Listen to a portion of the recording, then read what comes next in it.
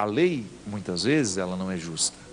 Ela é aplicada para estabelecer a justiça, mas ela não faz justiça. Ela pode até encerrar uma questão, mas nem sempre ela consegue ser justa. E aí nós entramos num contexto extremamente complicado, ardiloso, porque é a vida do advogado. Se ele quer trabalhar, vai entrar alguém lá, olha, eu acabei de matar uma pessoa e eu preciso parecer que sou inocente. Cabe àquele que está recebendo este cliente saber quais são os valores que ele tem, ele olhar para as pessoas que estão vitimadas por causa daquele crime e dizer se vai defender ou não. Eu me recordo que quando, por ocasião agora daqueles crimes brutais que a gente viu acontecendo, você olhava na cara dos advogados de defesa, você percebia que eles estavam incomodados, né? Por quê? Porque não deve ser brincadeira você olhar para um caso como foi da Isabela Nardoni, daquela menina que foi julgada no prédio. Não deve ser fácil para o advogado de defesa daqueles que estão sendo incriminados construir uma história, né? Imputar culpas a uma pessoa que não existe, ou até mesmo colocar na própria menina, construir uma história que possa defender então alguém que diante de todas as evidências realmente julgou a menina pela janela. Aí a gente via na cara dos advogados de defesa o incômodo. Como é que será que dorme, né? Ali a história foi resolvida. Agora você pensa nos muitos casos que hoje, por exemplo, foram julgados no Brasil, de mães que tiveram seus filhos assassinados, de mães que estão com seus filhos sepultados e os bandidos livres. Porque um advogado de boa lábia, né, argumentou corretamente, fez o seu serviço bem feito, exerceu-se nas habilidades de sua profissão e estabeleceu a justiça. Eu me recordo que vi de perto muitas situações de injustiças terríveis sendo aplicadas como se fossem justas, decisões justas, né? Inocentando muitos criminosos, muitas pessoas que deveriam pagar pelo crime e que não pagaram porque tiveram bons advogados de defesa. É a vida, minha gente, né? Eu não tenho como mudar esse quadro, eu não tenho como mudar essas regras. Os bons advogados estão aí e muitas vezes eles estão a serviço, eles estão defendendo aquele que tem direito de ser defendido, mas construindo uma mentira, né, ou uma história para poder ajudar, atenuar, sei lá. É a vida. As nossas estruturas muitas vezes não são cristãs.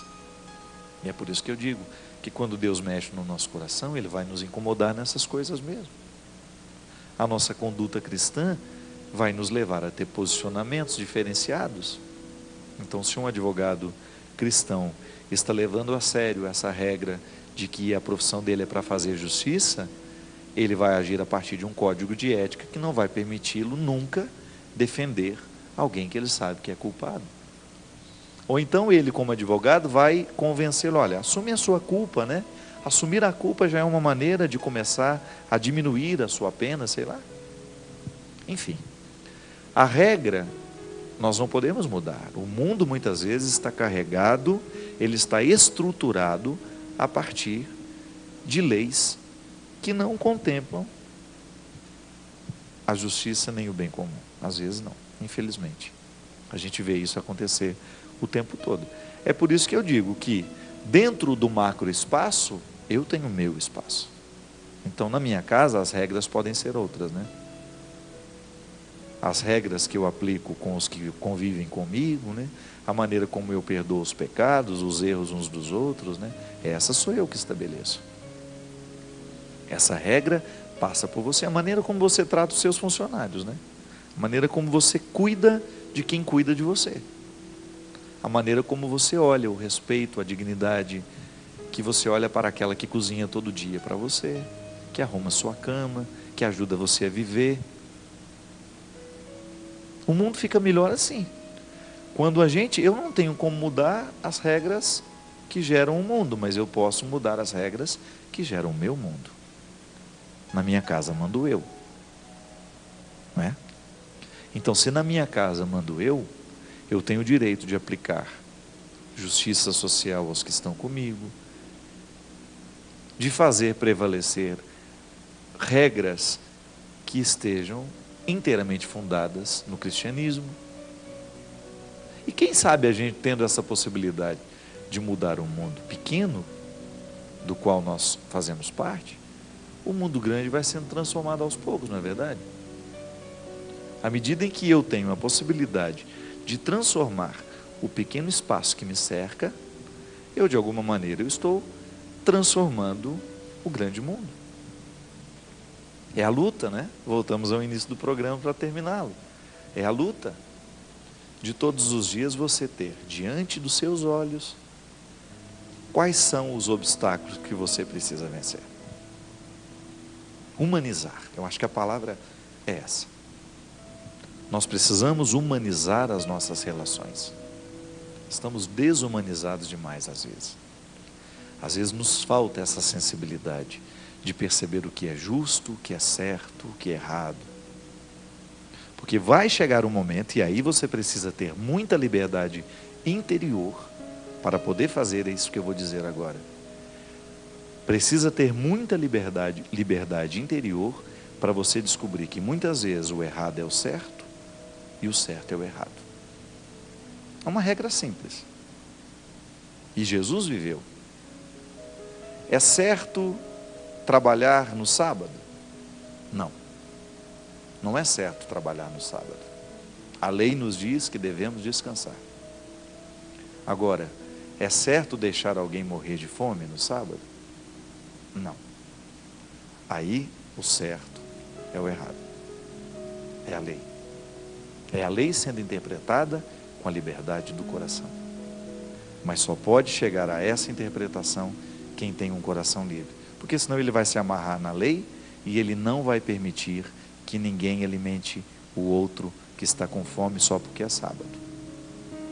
Quantas vezes na vida você já se deparou com situações assim? Por que não pode? Não pode porque não pode. Falta de liberdade diante da lei. Às vezes a pessoa está obedecendo uma regra burra porque não soube ser livre diante dela. Ou às vezes nós nos prendemos ao preceito e não somos capazes de interpretá-lo porque a gente não é livre. Levar a regra ao pé da letra é sempre perigoso, porque pode ser o cumprimento daquilo que Jesus justamente dizia que não deveria ser feito. E se você for analisar, Jesus veio e modificou radicalmente a forma como as pessoas interpretavam a lei. Ele não baniu a lei, ele aperfeiçoou. Por quê? Porque concedeu aos livres de coração uma maneira superior de interpretar a palavra. E muitas vezes o cristão vive por aí, descobrindo que fazer o certo nem sempre é a melhor opção. Às vezes é fazendo o errado que você chega a acertar. Precisa ter muita liberdade no coração, porque senão a gente acaba estragando o mundo também. Não é fácil. Não interprete mal as minhas palavras, porque não é fácil viver assim.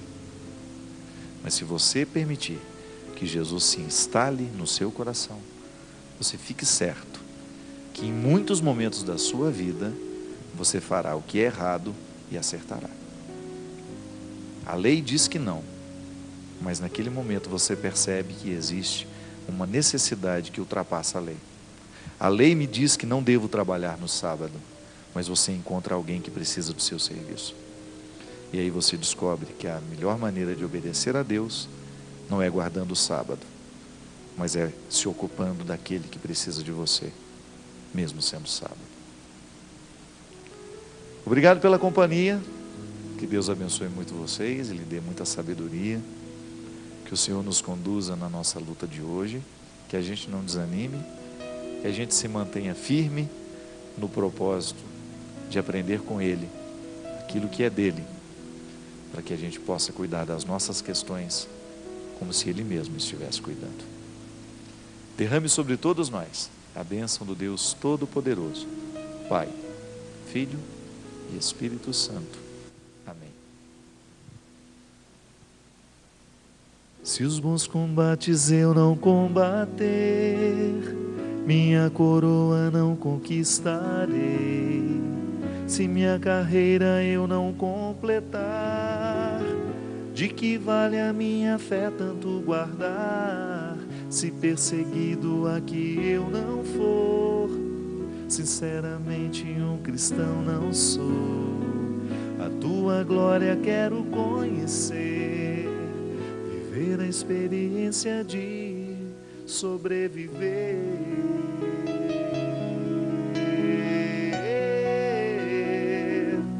Viver pra mim é Cristo, morrer pra mim é ganho.